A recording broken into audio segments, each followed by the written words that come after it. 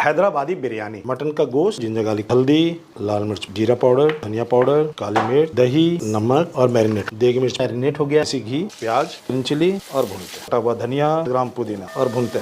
लाल मिर्च, देगी मिर्च, हल्दी, धनिया पाउडर, जीरा, काली मिर्च पाउडर, बिरयानी मसाला, सबको भूनेंगे। दही चला लीजिए, मिला देते हैं और भून लेते हैं। 3 दालचीनी, चकड़ी का फूल, 8 लौंग, काली मिर्च और इसे भी भून, जिंजर गार्लिक पेस्ट और चला लेते हैं।